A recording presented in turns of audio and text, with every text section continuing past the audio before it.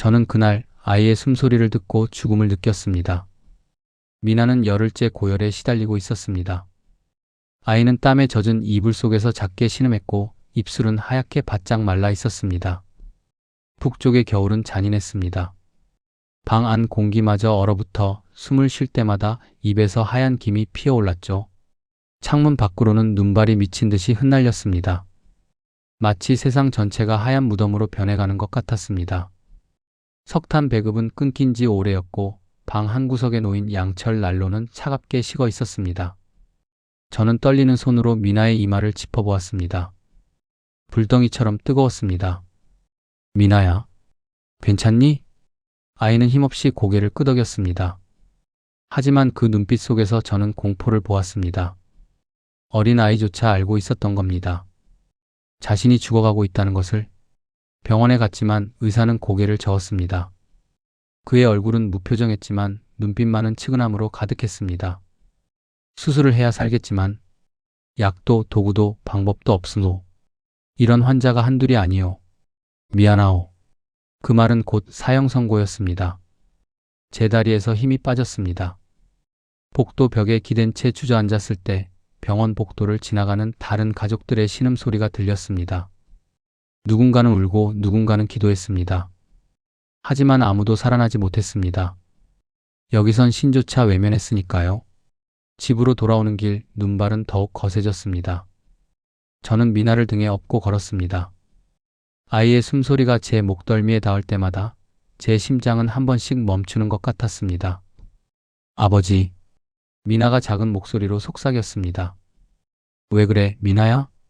나 아버지한테 짐이 되는 거 아니지? 그 말을 듣는 순간 제 눈에서 눈물이 쏟아졌습니다. 어린 것이 무슨 생각으로 그런 말을 하는지 저는 아이를 더욱 꽉 껴안았습니다. 절대 그런 생각하지 마. 넌 아버지의 전부야. 내가 없으면 아버지도 살 수가 없어. 집에 도착했을 때 미나는 희미하게 웃었습니다. 아버지 괜찮아요. 나 좀 나으면 밖에 나가서 눈사람 만들자요. 당근 코 달고 석탄으로 눈도 만들고. 그 목소리가 너무 작아서 제 가슴이 무너졌습니다. 아이는 죽어가면서도 저를 위로하고 있었습니다. 저는 탄광에서 일하던 평범한 노동자였습니다. 하루 12시간씩 어둠 속에서 석탄을 캐며 오늘도 살아있다는 것만으로 감사하던 시절이었죠. 하지만 그날 이후 제 인생은 두만강을 향하게 되었습니다.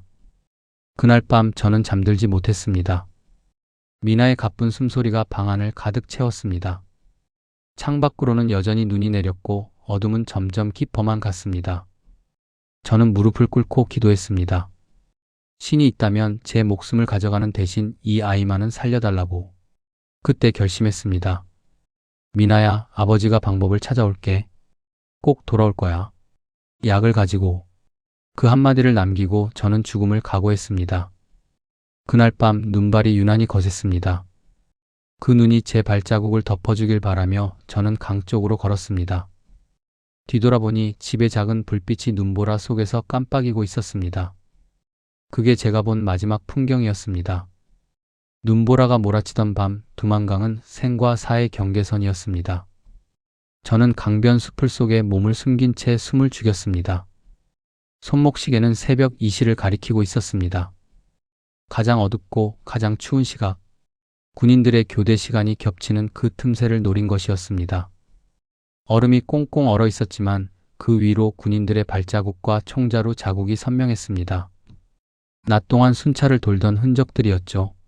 저는 그 자국들을 피해 이동 경로를 머릿속으로 그렸습니다. 한 번의 실수도 용납되지 않았습니다. 귓가에 바람 소리만 들렸습니다. 아니, 바람 소리뿐만이 아니었습니다. 멀리서 개 짖는 소리, 군인들의 발소리, 무전기 소음. 모든 소리가 제 심장을 조여왔습니다. 미나야, 기다려라.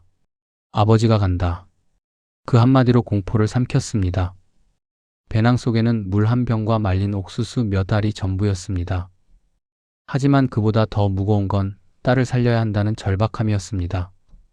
손전등 불빛이 숲을 위를 스쳤습니다. 저는 눈 속에 얼굴을 쳐박았습니다. 심장이 터질 것 같았습니다. 군인들의 목소리가 들렸습니다. 이 날씨에 누가 강을 건너겠어? 우리나 얼어 죽지 말자고. 그래도 확인은 해야지. 요새 탈북자들이 많다잖아. 발자국 소리가 가까워졌습니다. 저는 숨을 완전히 멈췄습니다. 눈 아래로 들려오는 철썩하는 물소리, 그게 마치 제 심장 소리 같았습니다. 손전등 불빛이 제 머리 위 불과 몇십 센티미터를 지나갔습니다. 시간이 멈춘 것 같았습니다. 아무것도 없네. 가자. 발자국 소리가 멀어졌습니다. 저는 그제야 천천히 숨을 내쉬었습니다. 온몸이 땀으로 젖어 있었지만 추위는 느껴지지 않았습니다. 공포가 모든 감각을 마비시킨 것이었습니다. 이제였습니다. 저는 수풀에서 기어나와 강을 향해 나아갔습니다. 얼음 위로 첫 발을 내디뎠을 때 쩍 소리가 났습니다. 얼음이 갈라지는 소리였습니다. 저는 몸을 낮추고 내 발로 기어가기 시작했습니다. 무게를 분산시키기 위해서였죠. 손이 얼음에 닿을 때마다 살이 찢어지는 것 같았습니다. 하지만 멈출 수 없었습니다. 한 뼘 또 한 뼘. 저는 그저 앞으로만 나아갔습니다. 그때였습니다. 갑자기 어둠 속에서 개 짖는 소리가 들렸습니다. 거기 누구야? 심장이 멈췄습니다. 손전등 불빛이 제 등을 비췄습니다. 저는 숨을 멈췄습니다. 이제 끝인가? 그 순간 기적처럼 바람이 강하게 불며 눈발이 쏟아졌습니다. 시야가 완전히 하얗게 변했습니다. 그 틈을 타서 저는 그대로 반대편으로 몸을 던졌습니다. 총성이 울렸습니다. 총알이 얼음을 관통하는 소리가 들렸습니다. 하지만 저는 멈추지 않았습니다. 기어가고 굴러가고 다시 일어나 뛰었습니다. 강을 벗어나자 다리가 풀렸습니다. 눈밭 위에 엎드린 채 숨을 몰아쉬었습니다. 뒤를 돌아보니 강 건너편에서 손전등 불빛이 흔들리고 있었습니다. 하지만 그들은 더 이상 쫓아오지 않았습니다. 눈보라가 너무 심했으니까요. 살았다는 게 믿기지 않았습니다. 저는 눈 위에 쓰러진 채 울었습니다. 두려움, 안도, 그리움. 모든 감정이 한꺼번에 쏟아졌습니다. 미나야, 아버지가 해냈어. 이제 약을 구해서 돌아갈게. 그날 이후 저는 세상에서 가장 먼 곳 자유의 땅에 닿았습니다. 하지만 제 마음은 여전히 북쪽에 묶여 있었습니다. 미나의 숨소리가 제 귓가에 남아 있었으니까요. 한국에 도착한 지 한 달이 지났습니다. 모든 게 낯설었습니다. 밤에도 꺼지지 않는 밝은 불빛, 버리다시피 하는 따뜻한 밥, 웃으며 거리를 활보하는 사람들. 그 모든 게 꿈 같았지만 제 눈에는 오직 한 얼굴만 떠올랐습니다. 미나. 하나원에서의 적응 교육을 받는 동안 저는 단 하루도 딸 생각을 멈춘 적이 없었습니다. 밤마다 악몽을 꾸었습니다. 미나가 차가운 방바닥에 누워 제 이름을 부르는 꿈. 그 작은 손이 허공을 더듬는 꿈. 그리고 그 손이 점점 식어가는 꿈. 잠에서 깨면 온몸이 식은땀으로 젖어 있었습니다. 얼마나 더 버틸 수 있을까? 미나야, 조금만 기다려라. 교육이 끝나자마자 저는 병원을 찾아갔습니다. 서울의 한 대학병원. 높은 건물과 하얀 복도, 소독약 냄새가 코를 찔렀습니다. 북에서는 상상도 할 수 없던 풍경이었습니다. 응급실 의사를 만났습니다. 젊은 여의사였습니다. 저는 떨리는 목소리로 사정을 말했습니다. 딸이 병에 걸렸습니다. 북쪽에 있습니다. 고열이 계속되고 있고 의사가 수술을 해야 한다고 했는데 거기엔 그럴 만한 병원이 없습니다. 제발 도와주십시오. 의사는 잠시 저를 바라보았습니다.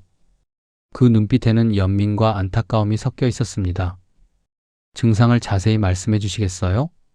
저는 기억나는 모든 것을 말했습니다. 고열, 복통, 구토, 발작, 식은땀. 의사는 고개를 끄덕이며 진단을 내렸습니다. 환자를 봐야 합니다.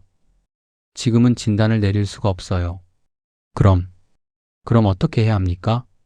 일단 열을 내리고 발작을 멈추는 약을 드릴게요. 가능할지 모르겠지만 환자를 데려오세요. 의사는 말을 흐렸습니다. 우리 둘 다 알고 있었습니다. 북한에서 수술은 불가능하다는 것을. 그러면 최선을 다해 살려보겠습니다. 그 말에 제 심장이 뛰었습니다. 항생제와 진통제를 드릴 수 있어요. 하지만요? 이건 임시 방편일 뿐입니다. 근본적인 치료가 아니에요. 그리고 의사는 조심스럽게 말을 이었습니다. 따님을 데려와야 합니다. 여기서 수술을 받아야 살 수 있어요. 그 말은 제 심장을 찔렀습니다. 의사는 처방전을 끊어주며 약국 위치를 알려주었습니다. 저는 후들거리는 다리로 약국으로 향했습니다. 손에 쥔 약봉지가 떨렸습니다. 그 안에는 딸의 생명이 들어 있었습니다. 약국 밖 벤치에 앉아 약을 하나하나 꺼내보았습니다. 작은 알약들. 이 작은 것들이 미나를 살릴 수 있다니. 저는 그 약들을 가슴에 꼭 안았습니다. 그날 밤 저는 작은 고시원 방에서 약병을 쥔 채 잠들지 못했습니다. 벽에는 미나의 사진 한 장이 붙어 있었습니다. 탈북할 때 유일하게 가져온 것이었죠. 사진 속 미나는 웃고 있었습니다. 그 웃음이 이제는 너무 멀게만 느껴졌습니다. 미나야, 아버지가 간다. 저는 사진을 쓰다듬으며 속삭였습니다. 널 꼭 데려올게. 그리고 여기서 치료받자. 여긴 약도 있고 따뜻한 방도 있고 내가 좋아하는 과자도 있어. 내가 먹고 싶어 하던 바나나도 여기선 쉽게 구할 수 있단다. 눈물이 뺨을 타고 흘러내렸습니다. 남자의 눈물이 아니라 아버지의 절규였습니다. 창밖으로 도시의 불빛이 반짝이고 있었습니다. 너무나 밝고 너무나 따뜻한 세상. 하지만 제 딸은 지금 어둡고 추운 곳에서 죽어가고 있었습니다. 그날 밤 저는 결심했습니다. 다시 강을 건너야 한다고. 이번엔 미나와 함께 돌아와야 한다고. 미친 짓이라는 걸 알았습니다. 다시 돌아가면 잡힐 확률이 더 높다는 것도 알았습니다. 하지만 선택의 여지가 없었습니다. 미나야, 조금만 더 버텨라. 아버지가 곧 간다. 다시 강을 건너려는 자는 미친 사람이라 불립니다. 하지만 저는 그 미친 사람이 되기로 했습니다. 하나원에서 만난 다른 탈북자들은 제 계획을 듣고 고개를 저었습니다. 형님, 그건 자살행위요. 한 번 나온 것만도 기적인데 다시 들어간다고? 게다가 아이까지 데리고 나온다고? 북송되면 끝입니다. 총살이에요. 아니, 그보다 더한 고문을 당할 겁니다. 모두가 말렸습니다.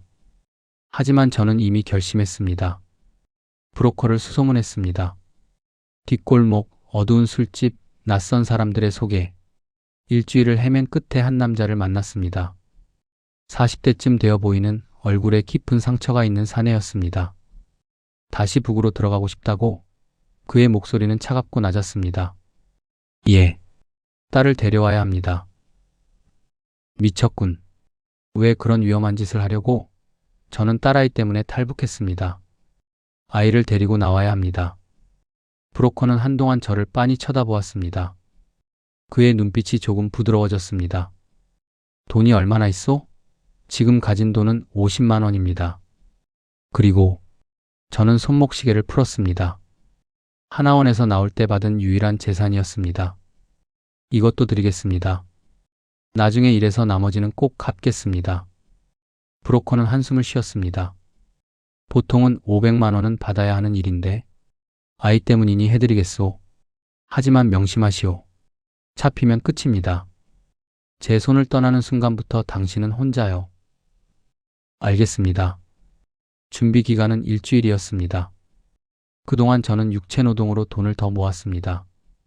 건설 현장에서 하루 15시간씩 일했습니다. 매일 밤 몸은 비틀거렸지만 미나 생각을 하면 피로가 사라졌습니다. 출발 전날 밤 브로커가 짐을 확인했습니다. 짐은 최소한으로 물 한 병, 약, 그리고 비상식량. 그게 전부요. 네. 아이 옷은? 저는 작은 외투 한 벌을 꺼냈습니다. 한국에서 산 따뜻한 패딩이었습니다. 이걸 입히면 됩니다. 브로커는 고개를 끄덕였습니다. 국경까지는 제가 안내하겠소. 하지만 강을 건너는 건 당신 몫이오. 그리고 그가 지도 한 장을 펼쳤습니다. 여기가 해산입니다. 딸이 있는 곳이죠? 강을 건너면 이 산길로 가시오. 군부대를 피해 돌아가야 합니다.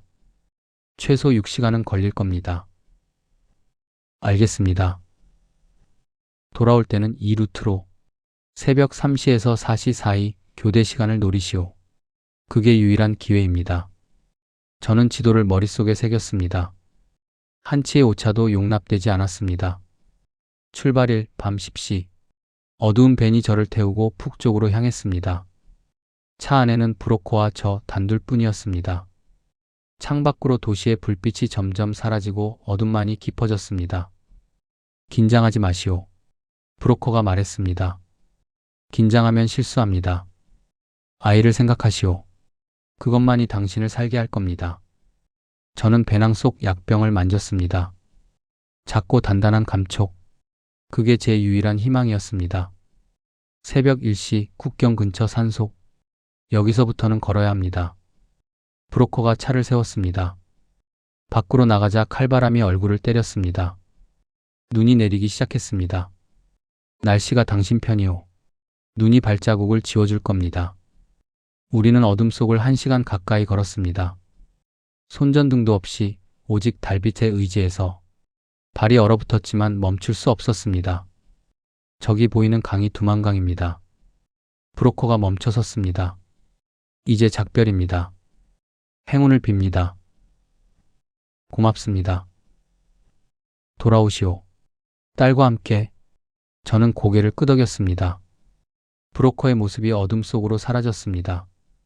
이제 혼자였습니다. 저는 강을 향해 걸었습니다. 한 걸음 한 걸음이 무거웠습니다.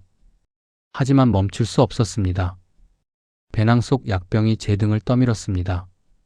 미나야, 아버지가 간다. 얼음 위에 첫 발을 내디뎠을 때 세상이 고요했습니다. 바람 소리만이 귀를 스쳤습니다. 저는 몸을 낮추고 기어가기 시작했습니다. 손끝이 얼고 발이 터졌습니다. 하지만 멈출 수 없었습니다. 미나의 웃음이 제 발걸음을 밀었습니다.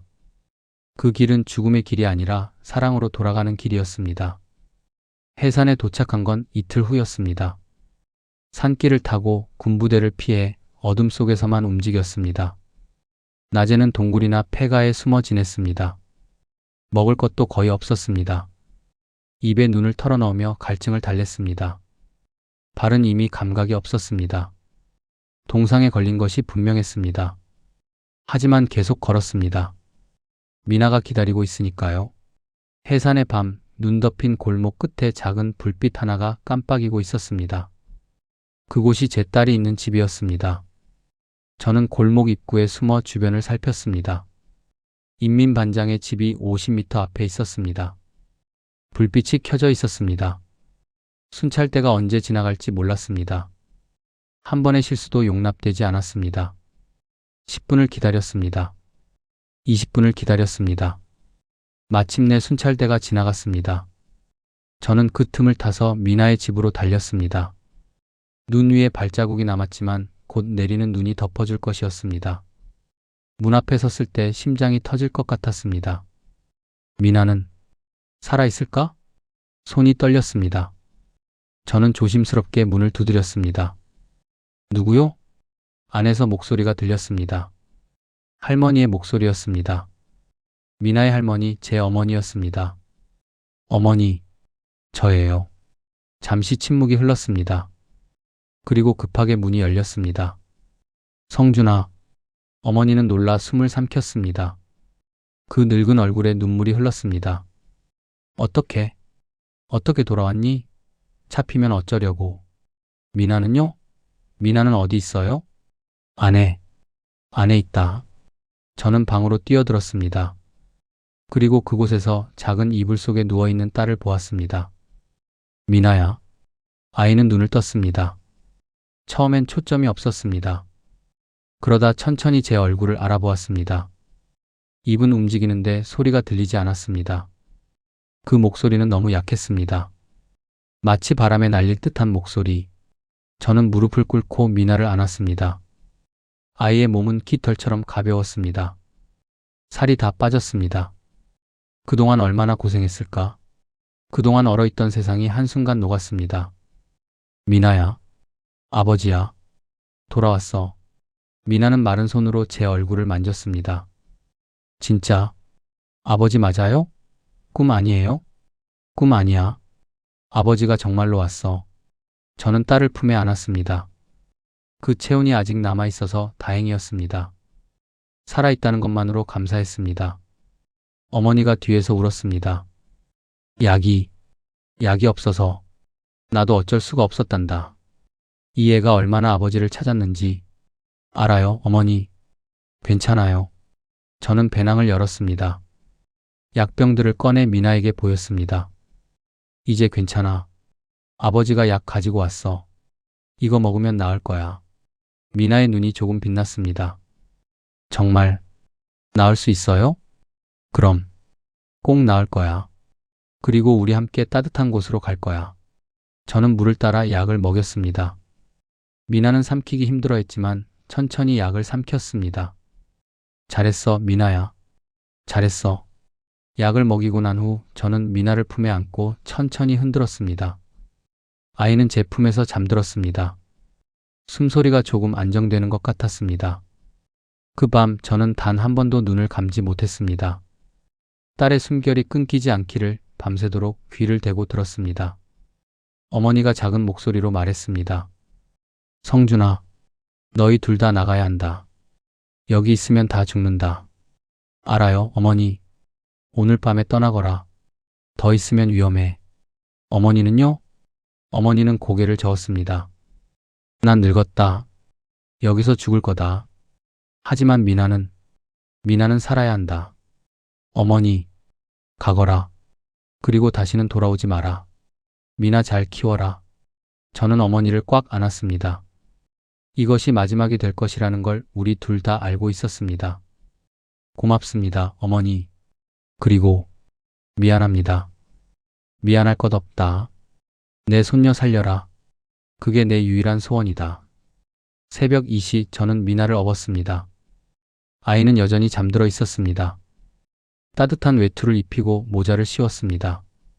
문을 나서기 전 뒤를 돌아보았습니다. 어머니가 문가에 서 있었습니다. 그 늙은 얼굴에 눈물이 흘렀습니다. 잘 가거라. 어머니, 사랑합니다. 그게 제가 한 마지막 말이었습니다. 새벽, 우린 다시 강으로 향했습니다. 미나를 등에 업은 채 눈밭을 걸었습니다. 아이는 열이 조금 내린 것 같았지만 여전히 약했습니다. 제 목에 팔을 감고 있는 힘조차 약했습니다. 아버지, 추워요. 조금만 더 가면 따뜻한 곳이야. 거기 가면 따뜻한 방도 있고 맛있는 것도 먹을 수 있어. 그럼 아버지가 약속할게. 산길은 험했습니다. 눈이 무릎까지 쌓여 있었습니다. 한 걸음 내디딜 때마다 발이 깊이 빠졌습니다. 숨이 가빠졌지만 멈출 수 없었습니다. 동이 트기 전에 강에 도착해야 했습니다. 그게 유일한 기회였습니다. 3시간을 걸었습니다. 다리가 후들거렸습니다. 등에 업힌 미나의 무게가 점점 무거워졌습니다. 아니, 제 체력이 바닥난 것이었습니다. 미나야, 괜찮니? 대답이 없었습니다. 조금만 더 참아. 거의 다 왔어. 하지만 그때 뒤에서 개 짖는 소리가 들렸습니다. 심장이 얼어붙었습니다. 순찰 때였습니다. 빨리 가자. 저는 속도를 냈습니다. 눈밭을 뛰어갔습니다. 미나를 떨어뜨리지 않으려 필사적으로 안았습니다. 거기서 뒤에서 고함이 들렸습니다. 손전등 불빛이 제 등을 비췄습니다. 서지 않으면 쏜다. 저는 멈추지 않았습니다. 강이 보였습니다. 저 강만 건너면 살 수 있습니다. 총성이 울렸습니다. 총알이 제 옆을 스쳤습니다. 나무가 부서지는 소리가 들렸습니다. 미나야, 절대 울지 마. 아무 소리도 내면 안 돼. 아이는 제 목을 꽉 껴안았습니다. 떨고 있었지만 소리는 내지 않았습니다. 강가에 다다랐을 때 눈보라가 세차게 몰아쳤습니다. 시야가 하얗게 변했습니다. 하지만 이번엔 제 편이 아니었습니다. 뒤쫓아오는 군인들도 멈추지 않았으니까요. 얼음 위로 발을 내디뎠습니다. 쩍 소리와 함께 얼음이 갈라졌습니다. 이번에는 얼음이 약했습니다. 봄이 가까워지고 있었던 것입니다. 제기랄, 발이 물에 빠졌습니다. 차가운 물이 신발 속으로 들어왔습니다. 하지만 멈출 수 없었습니다. 한 걸음 또 한 걸음. 얼음이 계속 깨졌습니다. 물이 발목까지 차올랐습니다. 무릎까지 차올랐습니다.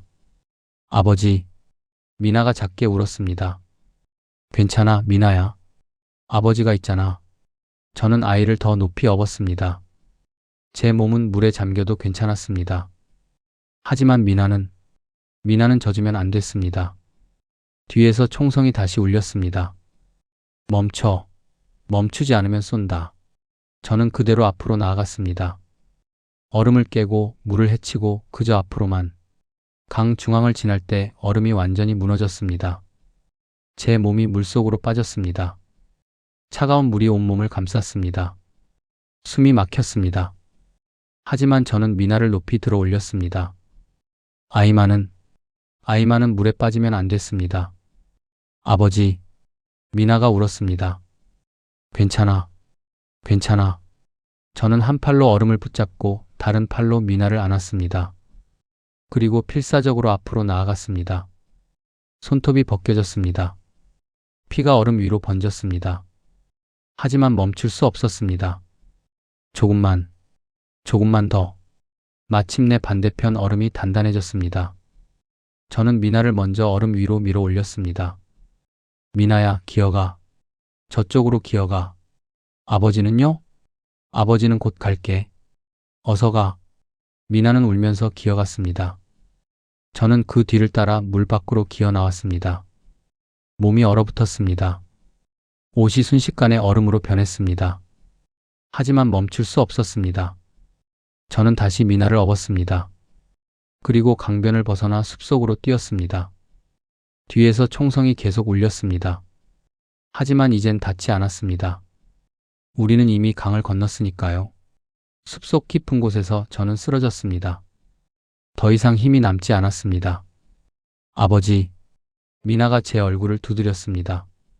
일어나요, 아버지. 일어나요. 저는 천천히 눈을 떴습니다. 미나의 얼굴이 보였습니다. 눈물로 범벅이 된 얼굴. 괜찮아. 미나야. 아버지는 괜찮아. 저는 아이를 꽉 안았습니다.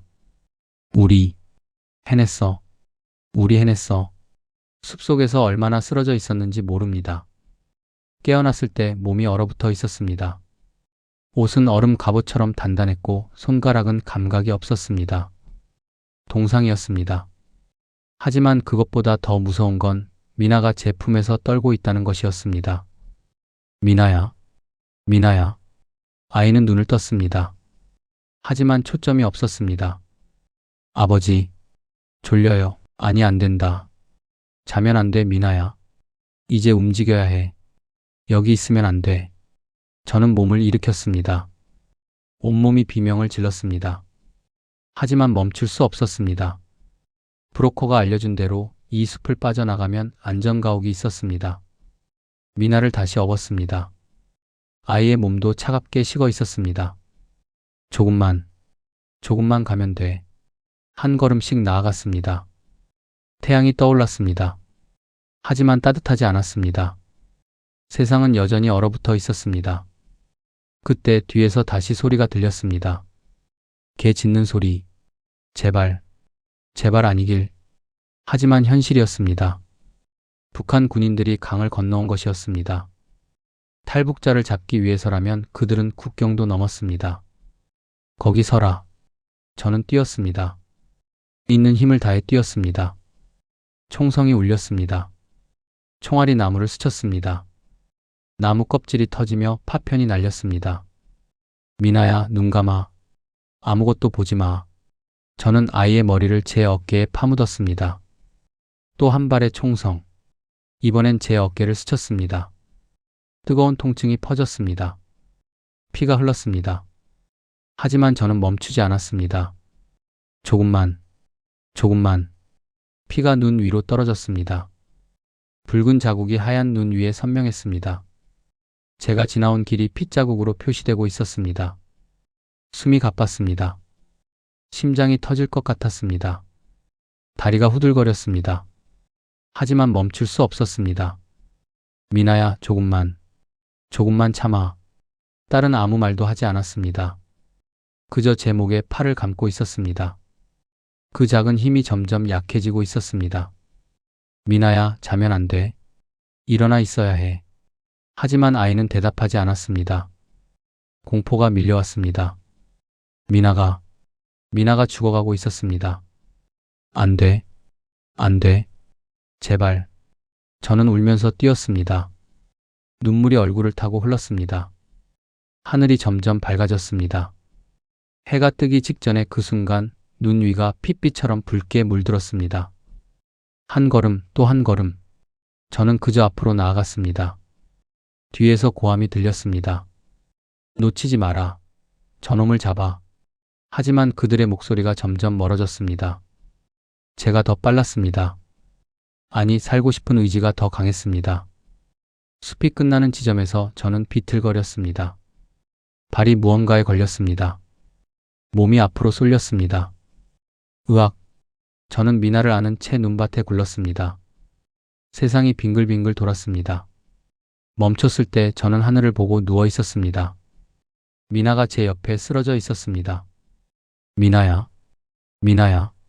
저는 기어가 아이를 흔들었습니다. 아이는 눈을 뜨지 않았습니다. 안 돼, 안 돼. 일어나. 제발 일어나. 그때 뒤에서 군인들이 나타났습니다. 3명. 총을 겨누고 있었습니다. 손들어. 움직이지 마. 저는 미나를 껴안았습니다. 제발, 제발 이 아이만은 살려주십시오. 저는 잡아가도 됩니다. 이 아이만은. 군인 중 한 명이 총을 겨눴습니다. 조용히 해. 둘 다 끌고 간다. 그 순간이었습니다. 멀리서 차 소리가 들렸습니다. 그리고 확성기 소리. 중국 공안이다. 무기를 내려놓아라. 북한 군인들이 당황했습니다. 그들은 국경을 넘어온 것이었습니다. 중국 땅에서 총을 쏠 수 없었습니다. 제기랄. 군인들이 물러났습니다. 그리고 그 순간 또 다른 차가 나타났습니다. 흰색 차량. 차에서 사람들이 뛰어내렸습니다. 이쪽이요. 잡으세요. 한국말이었습니다. 나만 구조되었습니다. 여기요. 저는 손을 들어 올렸습니다. 하지만 힘이 없었습니다. 손이 다시 떨어졌습니다. 구조대원들이 달려왔습니다. 괜찮습니다. 이제 안전합니다. 누군가 제 어깨를 잡았습니다.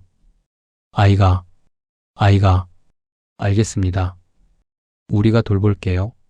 저는 그 말을 듣고 정신을 잃었습니다. 눈을 떴을 때 눈부신 햇살이 얼굴을 비췄습니다. 천장이 하였습니다. 소독약 냄새가 났습니다. 병원이었습니다. 깨어나셨군요. 옆에서 목소리가 들렸습니다. 간호사였습니다. 미나는 어디 있습니까? 옆 병실에 있어요. 걱정 마세요. 의사 선생님이 곧 오실 거예요. 간호사가 나간 후 저는 천천히 몸을 일으켰습니다. 온몸이 아팠습니다. 어깨에는 붕대가 감겨 있었고 손과 발도 하얗게 쌓여 있었습니다. 문이 열렸습니다. 의사가 들어왔습니다. 깨어나셨군요. 저는 담당의 김민수입니다. 제 딸은, 미나는 괜찮습니까? 의사는 잠시 침묵했습니다.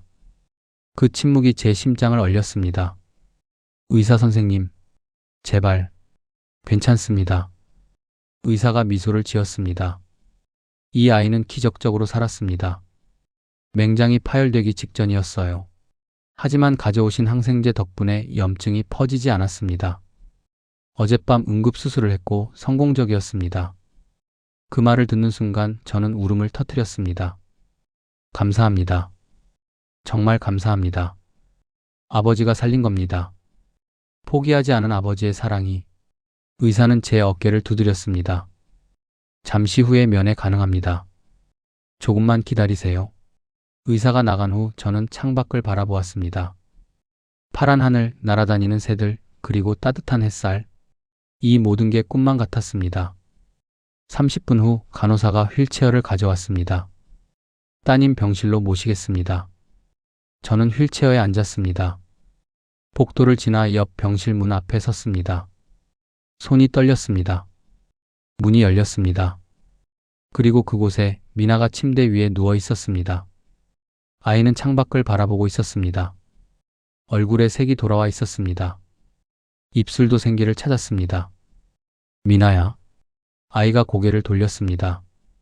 저를 보자 얼굴에 미소가 번졌습니다. 아버지, 저는 휠체어를 밀어 침대 옆으로 갔습니다. 미나의 손을 잡았습니다. 따뜻했습니다. 살아있는 온기였습니다. 아버지, 나 수술했대요. 그래서 이제 안 아파요. 그래. 다행이야. 정말 다행이야. 저는 딸의 손을 꽉 쥐었습니다. 눈물이 멈추지 않았습니다. 아버지, 왜 울어요? 기뻐서 그래. 내가 살아있어서 너무 기뻐서. 미나는 창밖을 가리켰습니다. 아버지, 여기 하늘은 파래요. 북에서는 항상 회색이었는데 저는 창밖을 바라보았습니다. 정말 파란 하늘이었습니다. 구름 한 점 없이 맑고 푸른 하늘. 그래, 여긴 내가 살 곳이야. 이제 우리 여기서 살 거야. 정말요? 다시 돌아가지 않아도 돼요? 그럼. 절대 돌아가지 않아. 여기서 내가 하고 싶은 거 다 하면서 살 거야. 미나는 웃었습니다. 오랜만에 보는 진짜 웃음이었습니다. 아버지, 저 눈사람 만들고 싶어요. 약속했잖아요. 그래, 만들자. 겨울 되면 눈사람 만들고 눈싸움도 하고 썰매도 타자. 진짜요? 진짜야. 아버지가 약속할게. 그날 오후 의사가 다시 찾아왔습니다. 두 분 다 회복이 빠르네요. 2주 정도면 퇴원 가능할 것 같습니다. 감사합니다, 선생님. 그리고 의사가 서류를 꺼냈습니다. 정부에서 지원 프로그램이 있습니다. 주거 지원, 생활비 지원, 그리고 아이 교육비까지. 걱정하지 마세요. 저는 고개를 숙였습니다. 정말 감사합니다. 창문 밖으로 새들이 날아올랐습니다. 그 하늘 아래 우리는 조용히 손을 맞잡았습니다. 그날 저는 깨달았습니다. 자유는 혼자 얻는 게 아니라 사랑하는 이를 품고 건너는 것이라는 걸. 그리고 그 자유가 이렇게 따뜻하고 이렇게 밝다는 것을. 미나가 제 손을 쥐며 말했습니다. 아버지, 사랑해요. 나도 사랑해, 미나야. 세상에서 제일. 창밖으로 햇살이 쏟아져 들어왔습니다. 이제 우리의 새로운 삶이 시작되는 것이었습니다.